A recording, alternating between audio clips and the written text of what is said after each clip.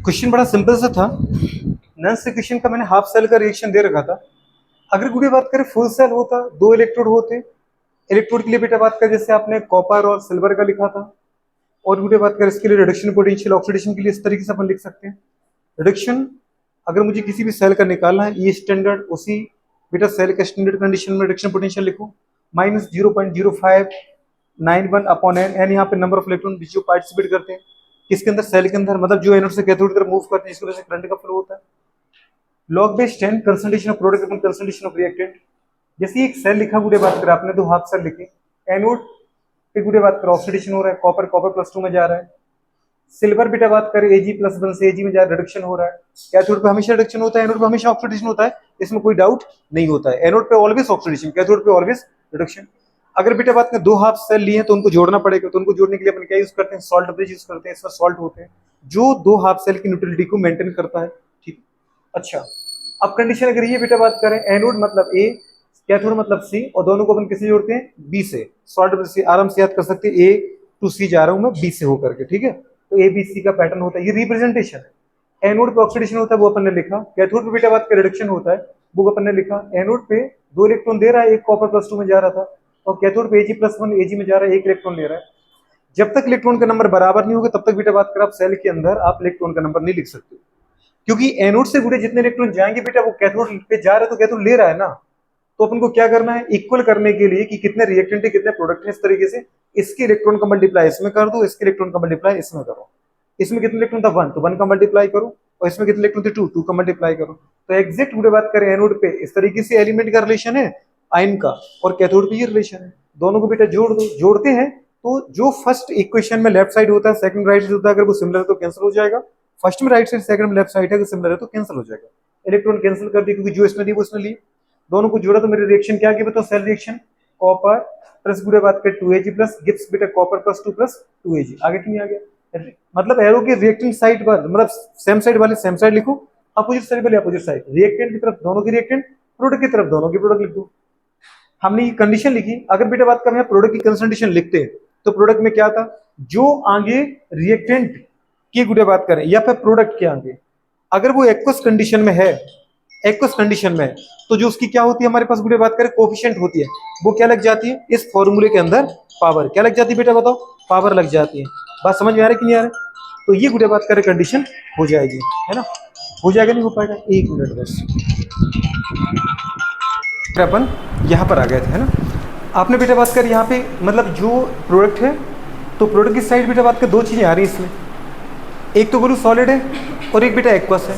केवल एक्वस की कंसंट्रेशन को लिखना है, सॉलिड की कंसंट्रेशन क्या मानते हैं हम, G1, तो 1 मानते, 1 कंसिडर करते, तो उसको लिखने का कोई मतलब नहीं है। लेकिन बेटा यहाँ पर जैसे आप देखो इसकी पावर क्या लगेगी, इसका कोफिशिएंट कितना है 1, तो अपन दीदी यहाँ 1 ही लगा देंगे, आगे कुछ नहीं तो 1 ही है ना, कंसंट्रेशन कोफिशिएंट 1 है ना, ठीक है। अच्छा दूसरी कंडीशन रिएक्टेंट साइड बेटा बात करें दोनों यहाँ नीचे लिखोगे आप, लेकिन हम सॉलिड को लिखते ही नहीं है क्योंकि सॉलिड कंसंट्रेशन को हम क्या कंसिडर करते हैं 1। लेकिन गुड़िया आपने एक चीज़ देखी कि यहाँ पर क्या है, रिएक्टेंट में सिल्वर आयन है तो उसकी कंसंट्रेशन लिखना है, लेकिन उसका जो आगे कोफिशिएंट है उसको पावर लगा देना है। समझ में आ रहा है? इसलिए एक बैलेंस इक्वेशन लिखना बहुत जरूरी है। अगर आप सोचो कि आप बैलेंस इक्वेशन नहीं लिखोगे और आपका क्वेश्चन कहाँ से सही आ जाए, नहीं आएगा। आप इसी कंसंट्रेशन को तो रख दोगे, लेकिन अगर आपने इसका कोफिशिएंट नहीं लगाया तो आपका आंसर सही नहीं बैठेगा, और एक आंसर आपको मिलेगा वो जिसमें बेटा बात कर उसने पावर का यूज़ करके आंसर नहीं निकाला होगा।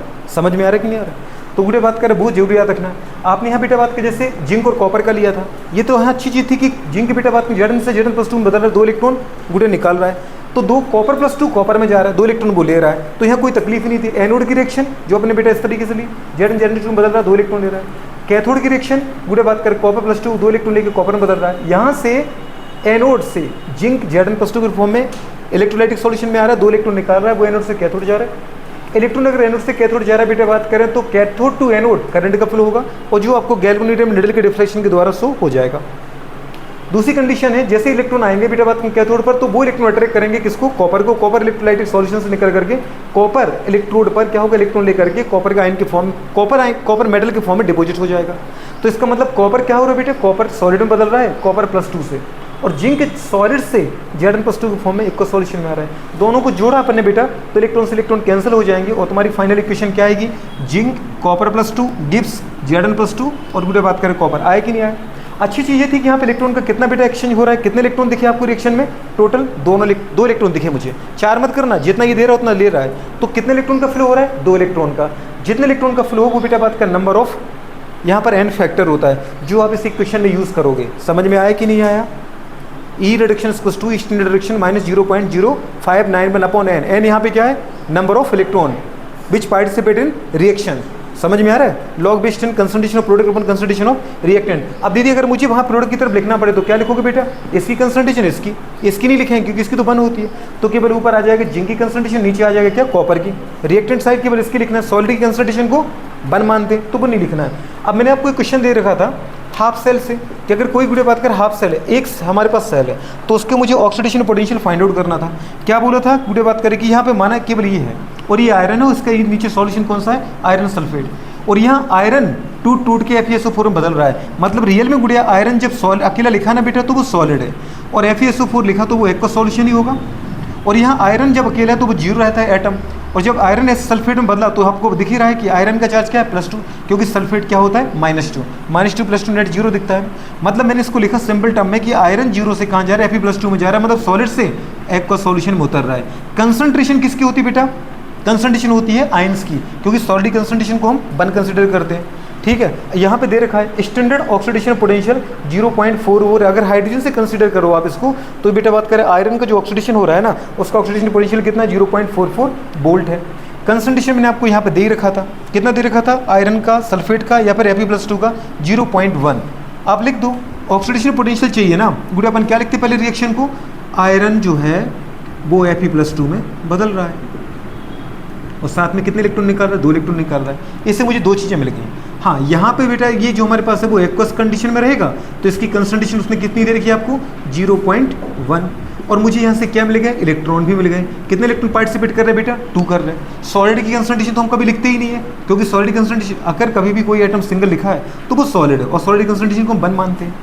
अब बताओ बेटा, जब आप फॉर्मूला लगाते तो अपन क्या लिखते हैं, ई ऑक्सीडेशन, पूरे बात किसको, two E standard oxidation potential minus 0.0591, लेकिन उसको अपने क्या लिखा था, 1 को बूढ़े बात का नेगलेक्ट करके हटाओ, 9 को भी हटाओगे तो 5 6 बन जाएगा, तो मतलब 0.06 अपॉन बेटा कितना आ जाएगा, 2। क्यों, एन की वैल्यू। लॉग बेस बेटा बात करें क्या आ गया, 10। कंसंट्रेशन ऑफ प्रोडक्ट तरफ वीडियो बात करें कौन है, Fe+2 है, पर ये 1 है तो इस पर कोई पावर नहीं लगाई, 1 ही है पावर। अपॉन बेटा बात करें रिएक्टेंट साइड कौन है, सॉलिड है, आयरन, पर सॉलिड की कंसंट्रेशन पूरी बात करें क्या होती है, 1 होती है, तो उसको लिखो या मत लिखो कोई मतलब नहीं है, सॉलिड को लिखने की जरूरत है ही नहीं। अब बस इसकी कंसंट्रेशन लिख दो। और कुछ करना है कैसे बेटा रानी, कुछ और करना हो तो बताओ। ये तुम्हारा इक्वेशन बन गया, इसके पहले लिखा ना आपने, ये कितना दे रखा था, 0.44 माइनस 2 से कैंसिल करो बेटा, 0.03 बेटा, लॉग बेस बोलो कितना आ गया, 10। अच्छा, यहाँ पे क्या कंसंट्रेशन क्या, 0.1 को अपन क्या लिख सकते हैं, 10 की पावर -1।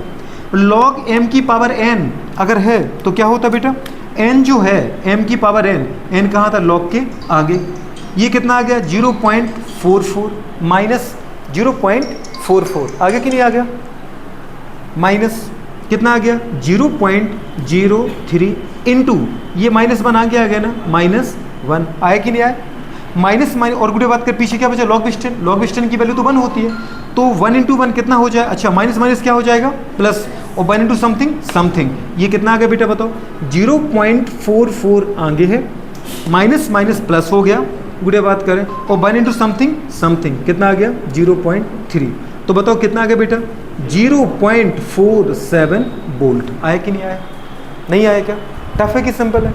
आपको मैंने जो हाफ रिएक्शन लिखवाए थे याद है कुछ, ऑक्सीडेशन का और हाफ रिडक्शन का, तो ऑक्सीडेशन तो दे रखा है, करना कुछ भी नहीं था, 2 फॉर्मूले लिखवाए ना इसके पहले, ये तो कंप्लीट सेल का है, हाफ सेल के लिखवाए थे, पहले अपन ने लिखा था रिडक्शन का, देन लिखा था ऑक्सीडेशन का ही तो फॉर्मूला लग रहा है, कहाँ तकलीफ है आपको, यही तो फॉर्मूला लग रहा है, नहीं लग रहा है क्या, हाँ और बोलो, 0.1 कहाँ से आया, कंसंट्रेशन दे रखी ना बेटा, अगर आयरन FeSO4 में बदल रहा है, मैंने कहा ये आयरन है, ये FeSO4 है, इस कुछ तो गाढ़ा होगा सॉल्यूशन, तो उसका गाढ़ापन कितना है, गाढ़ेपन की मात्रा मापन अपन कैसे करते हैं, मेजरमेंट कैसे करते हैं, कंसंट्रेशन के टर्म में, मोलरिटी के टर्म में करते कि नहीं करते हैं, आया समझ में कि नहीं आया, नोट कर लो इसको, ये फॉर्मूला जरूर याद रखना है, E reduction equals to E standard minus 0.0591 upon N, N का खासकर यहाँ याद रखना। और दूसरी कंडीशन है बेटा बात के प्रोडक्ट और रिएक्टेंट की जो कंसंट्रेशन लगती है, अगर गुड़े बात का रिएक्शन कुछ इस तरीके हो गया कि दोनों मेटल अलग अलग एक इलेक्ट्रॉन दे जाना रहा है, दूसरा कम ले रहा है, तो उसके कुछ ज़्यादा फैक्टर लेने पड़ेंगे। तो इसका मतलब आपको यहाँ पर जो बैलेंस इक्वेशन बनाओगे ना, ये वाला, ये बहुत इंपॉर्टेंट है, ये तो आपको बनाना ही है। समझ में आ रहा है? एनोडिक रिएक्शन, कैथोडिक रिएक्शन, ये इससे हमें ये पता लगेगा कि जब भी हम कंसंट्रेशन लिखने जाएंगे प्रोडक्ट रिएक्टेंट की, उनमें जो गुड़े बात का उनका कोएफिशिएंट फैक्टर होगा उसको मुझे पावर लगाना है। बात समझ गई? लग गई ना? अगर इतनी बात समझ में आ गई, क्वेश्चन में कोई है ही नहीं जान, ठीक है? नोट करो फटाफट फटाफट, अगला क्वेश्चन करते हैं सॉल्व।